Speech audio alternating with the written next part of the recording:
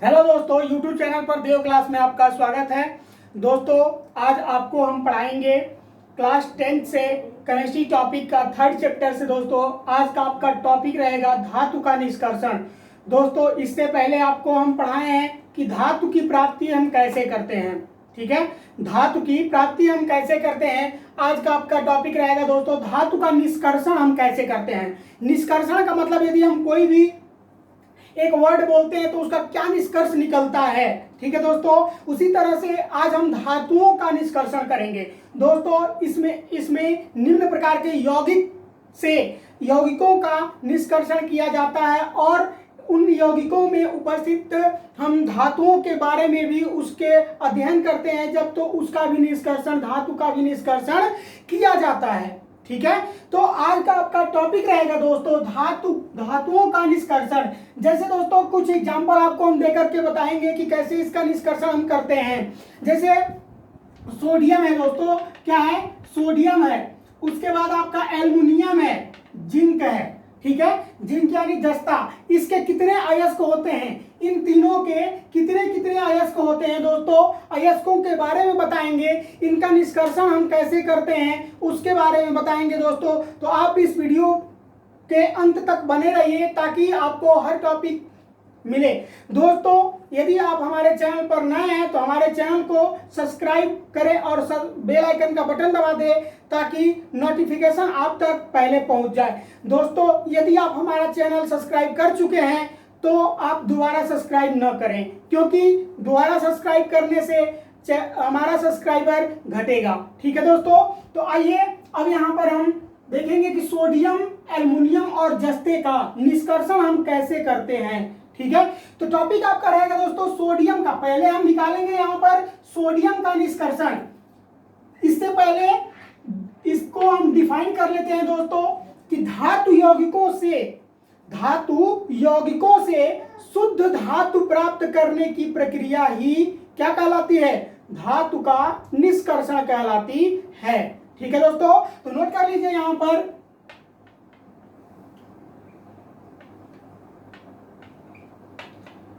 धातु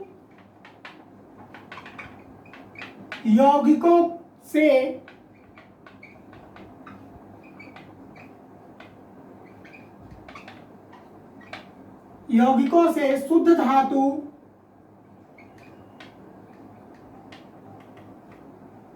शुद्ध धातु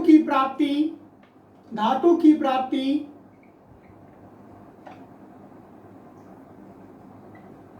करने की प्रक्रिया ही धातु का निष्कर्षण कहलाती है। धातु का निष्कर्षण कहलाती है। ठीक है दोस्तों, देखिए यहां पर लिखा हुआ है कि शुद्ध यौगिकों से, जैसे दोस्तों मान लिया जाए यदि हम सोडियम क्लोराइड के बारे में बात करते हैं। ठीक है, तो सोडियम क्लोराइड एक शुद्ध प्रकार का क्या है, यौगिक है।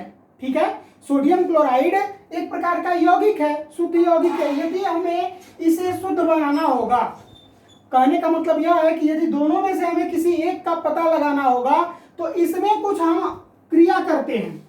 क्या करते हैं दोस्तों, इसमें विद्युत का प्रवाह करते हैं, जिससे ये विद्युत अपघटन के द्वारा टूट जाता है दो भागों में। अर्थात ये हो जाता है आपका सोडियम प्लस आयन और प्लस क्लोरीन माइनस आयन में। तो यहाँ पर यदि हम सोडियम प्राप्त करना चाहते हैं दोस्तों तो सोडियम प्राप्त कर लेते हैं, क्लोरीन प्राप्त करना चाहते हैं तो क्लोरीन प्राप्त कर लेते हैं। आई बात समझ में। अर्थात कह सकते हैं कि धातु यौगिकों से शुद्ध धातु की प्राप्ति करने की प्रक्रिया ही धातु का निष्कर्षण कहलाती है। ठीक है दोस्तों, डिफाइन इसको हम कर दिए हैं। अब आपको हम बताएंगे कि सोडियम का अयस्क और सोडियम का निष्कर्षण हम कैसे करते हैं। तो दोस्तों वीडियो के अंत तक आप बने रहिए और इसको आप नोट कर लीजिए। ठीक है, देखिए यहाँ पर अब हम बताएंगे आप लोगों को। पहले सोडियम का निष्कर्षण करते हैं। एग्जाम्पल में क्या रखा गया था दोस्तों, सोडियम, एल्युमिनियम और जस्ता। तो दोस्तों सोडियम का हम निष्कर्षण कैसे करते हैं, आइए इसके बारे में हम बताते हैं आपको। दोस्तों जैसे सोडियम का परमाणु क्रमांक हम जानते हैं कितना होता है, तो सोडियम का नोट कर लीजिएगा पहले, सोडियम का परमाणु क्रमांक, इसका परमाणु क्रमांक कितना होता है दोस्तों, 11 होता है। कितना होता है, 11। इसकी द्रव्यमान संख्या कितनी होती है दोस्तों, तो दोनों लिख लीजिएगा आप पहले, द्रव्यमान संख्या, तो द्रव्यमान संख्या होता है दोस्तों 23.5, 23 भी आप लिख सकते हैं, ठीक है, कोई फर्क नहीं पड़ने वाला है। 23.5 या 23 हो गया। अब यहां पर दोस्तों इसका द्रव्यमांक कितना होता है, तो द्रव्यमांक के बारे में यदि हम बात करेंगे दोस्तों, तो द्रव्यमांक इसका होता है 820 डिग्री सेल्सियस। अर्थात कहने का मेरा मतलब है कि जब हम सोडियम को क्या करते हैं, गर्म करते हैं, तो ये क्या होता है, इसमें हम लोग इसे शुद्ध करने के लिए क्या करते हैं दोस्तों, 820 डिग्री सेल्सियस पर हम क्या करते हैं, सोडियम क्लोराइड का विलयन मिलाते हैं।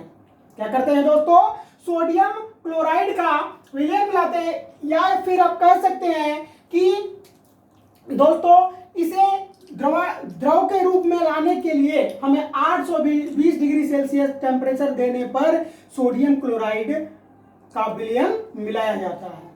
ठीक है दोस्तों, दिया जाता है 820 डिग्री सेल्सियस टेम्परेचर दिया जाता है, तो दे करके उसे और सोडियम क्लोराइड का मिश्रण हम मिलाते हैं। ठीक है, अब आइए निष्कर्षण पर चलते हैं। इसके निष्कर्षण क्या निकलता है, 820 डिग्री सेल्सियस पर इसे हम क्या करते हैं, तो निष्कर्षण इनका क्या निकलता है। ठीक है दोस्तों, निष्कर्षण, अब निष्कर्षण में हम ये पहुंचे हैं, आप निष्कर्षण कैसे लिखोगे, पहले तो इसका हम रिएक्शन बता दें आपको दोस्तों। यदि मान लिया जाए सोडियम क्लोराइड है, तो सोडियम क्लोराइड के जलीय विलयन में हम क्या करते हैं, विद्युत अपघटन की क्रिया कराते हैं। क्या करते हैं दोस्तों, विद्युत धारा प्रवाहित करते हैं। सॉरी दोस्तों, विद्युत अपघटन नहीं, विद्युत धारा प्रवाहित करते हैं। तो जब इसमें हम विद्युत धारा प्रवाहित करते हैं दोस्तों, तो ये दो भागों में क्या हो जाता है, टूट जाता है। अर्थात सोडियम प्लस आयन और प्लस क्लोरीन माइनस आयन। अब दोस्तों यहां पर प्लस आयन क्या हो जाएगा आपका, तो कैथोड हो जाएगा, और क्लोरीन माइनस आयन है तो ये एनोड पर टूटेगा। अर्थात कहने का मतलब यह है दोस्तों, आप यहां पर नोट कर सकते हैं कि सोडियम Na प्लस इलेक्ट्रॉन, यानी कि सोडियम कैथोड पर टूट जाता है और chlorine Cl minus Cl2 plus 2 electrons anode पर।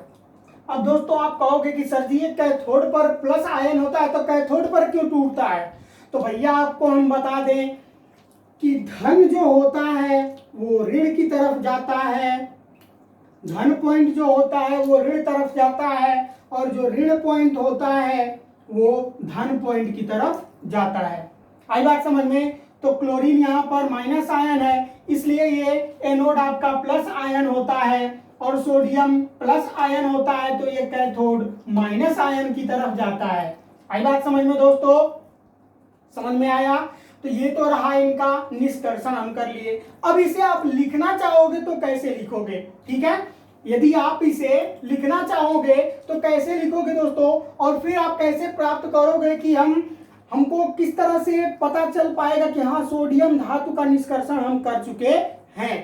तो दोस्तों आप इसे आसानी से लिख सकते हैं, ठीक है, आप इसे आसानी से लिख सकते हैं कि जब सोडियम क्लोराइड के जलीय विलयन में, देखिए अब यहां पर इसे आप डिफाइन यदि करना चाहोगे तो कैसे करोगे, जब सोडियम क्लोराइड के जलीय विलयन में विद्युत धारा प्रवाहित किया जाता है तो यह दो भागों में टूट जाता है। अर्थात दो भागों में किसमें टूटता है दोस्तों, तो सोडियम प्लस आयन और क्लोरीन माइनस आयन में टूट जाता है। आई बात समझ में, आपको समझ में आया, बिल्कुल दोस्तों। देखिए यहां पर निष्कर्षण हम कर लिए किसका, तो सोडियम का। आई बात समझ में, सोडियम का हम निष्कर्षण कर लिए, ठीक है दोस्तों लंबा टाइम जा रहा है, दो टॉपिक आपको हम पहले नोट कर दे रहे हैं, उसके बाद आपको समझा दे रहे हैं, ठीक है। तो आइए इसको आप स्क्रीनशॉट कर लीजिए, अगले टॉपिक पर हम चलते हैं। अब देखिए यहाँ पर हम जिंक के बारे में बात करेंगे। दूसरा पॉइंट है दोस्तों, जिंक का परमाणु क्रमांक। हम जानते हैं कितना होता है, तो जिंक का परमाणु क्रमांक 30 होता है। ठीक है दोस्तों, जिंक का परमाणु क्रमांक 30 होता है। इसके अयस्क क्या होते हैं, जिंक के कितने प्रकार के अयस्क होते हैं? तो दोस्तों जिंक के 3 अयस्क होते हैं, 2 के बारे में आपको हम बताएंगे। ठीक है, यहाँ पर कह रहा है दोस्तों कि जिंक ब्लेड होता है, जिसको ZnS से हम लिखते हैं। ठीक है दोस्तों, ZnS से लिखते हैं। कैलेमाइन, कैलेमाइन को दोस्तों हम लोग जिंक कार्बोनेट को हम कैलेमाइन कहते हैं, ये इसका अयस्क है। ठीक है, उसी तरह से दोस्तों जिंकाइट है, ZnO, यानी कि जिंक ऑक्साइड को हम क्या कहते हैं दोस्तों, जिंकाइट कहते हैं। तो पहला पॉइंट आपका है दोस्तों जिंक ब्लेड। जिंक ब्लेड के बारे में पहले हम लिखेंगे। दोस्तों जिंक ब्लेड क्या होता है, आप इसे कैसे डिफाइन करोगे? देखिए कह रहा है कि जब जिंक ब्लेड यानी कि जिंक सल्फेट में भर्जन की क्रिया कराया जाता है, तो भर्जन की क्रिया दोस्तों मतलब कि इसमें जब हम भर्जन की क्रिया कराते हैं, भर्जन माने क्या होता है, टूटना। ठीक है, यानी कि जब इसे हम गर्म करेंगे तो ये 2 भागों में क्या होगा, टूटेगा। क्रिया कराया जाता है तो जिंक ऑक्साइड बनता है, तथा जिंक ऑक्साइड क्रिया कोक से कराते हैं तो जिंक ऑक्साइड बनता है, तथा जिंक ऑक्साइड की क्रिया कोक से कराते हैं तो क्या प्रभाव पड़ता है दोस्तों, क्या बनता है? ठीक है, देखिए अब यहाँ पर आपको हम बता दें कि जब यहाँ पर देखिए दोस्तों जिंकाइट है, ठीक है ना, जिंकाइट। ठीक है, जब हम जिंकाइट की क्रिया जब कराएंगे दोस्तों कोक से, किससे कराएंगे, कोक से कराएंगे। जब हम कोक से कराते हैं दोस्तों तो ये गर्म किया जाता है, यानी कि जिंकाइट की क्रिया हम कोक से कराते हैं और कोक से करा करके इसे गर्म करते हैं दोस्तों, तो ये जिंक और प्लस कार्बन मोनोऑक्साइड में टूट जाता है। क्या होता है दोस्तों, कार्बन मोनोऑक्साइड में टूट जाता है और जिंक हमें धातु प्राप्त हो जाता है। आई बात समझिए? तो एक विधि तो आपका हो गया दोस्तों, यहाँ पर एक विधि आपका हो गया। अब दूसरा हम बताएंगे आपको कैलेमाइन के बारे में। कैलेमाइन से हम कैसे जिंक धातु प्राप्त करेंगे, तो इसका आप स्क्रीनशॉट ले लीजिए। ठीक है, ताकि आपको दूसरा पॉइंट हम बताएं। और देखिए दूसरा पॉइंट आपको हम बताए हैं कैलेमाइन के बारे में। कैलेमाइन क्या होता है दोस्तों, कैलेमाइन की क्रिया के द्वारा हम कैसे जिंक का प्राप्ति करते हैं। ठीक है, देखिए कह रहा है कि जब जिंक कार्बोनेट को निस्तापित किया जाता है तो जिंक ऑक्साइड बनता है। दोस्तों जब हम जिंक कार्बोनेट को निस्तापित करते हैं तो जिंक ऑक्साइड और प्लस CO2 यानी कार्बन डाइऑक्साइड गैस के रूप में प्राप्त होता है। उसके बाद कह रहे एवं जब जिंक ऑक्साइड की क्रिया कोक से कराया जाता है, जिंक ऑक्साइड यानी इसको हम क्या लिखे थे दोस्तों, लास्ट में जिंकाइट लिखे थे। ठीक है, जिंकाइट की क्रिया जब हम किससे कराते हैं, कोक से कराते हैं, अर्थात कोक का मतलब ये कार्बन है। ठीक है, कोक से कराया जाता है तब क्या बनता है, जिंक प्राप्त हो जाता है। ठीक है दोस्तों, तो दूसरा आपका देखिए अब रिएक्शन इसका कैसे आप लिखोगे, रिएक्शन आप कैसे लिखोगे, तो दोस्तों जब हम जिंक कार्बोनेट यानी जिंकाइन की क्रिया जिंकाइन को निस्तापित करते हैं तो ये जिंक ऑक्साइड यानी क्या इसको कह सकते हैं, जिंकाइट कह सकते हैं, और प्लस कार्बन डाइऑक्साइड ये हो जाएगा। अब दोस्तों हमें जिंक प्राप्त करना है तो जिंक ऑक्साइड की क्रिया या जिंकाइन कह सकते हैं आप। ठीक है ना, तो जिंकाइट की क्रिया जब हम किससे कराते हैं दोस्तों, कोक से कराते हैं, अर्थात कोक यानी कि कार्बन से कराते हैं। ठीक है, तब ये ऑक्सीजन कार्बन से क्रिया कर लेता है और जिंक धातु हमें यहाँ पर प्राप्त हो जाता है। जिंक धातु हमें आसानी से प्राप्त हो जाता है।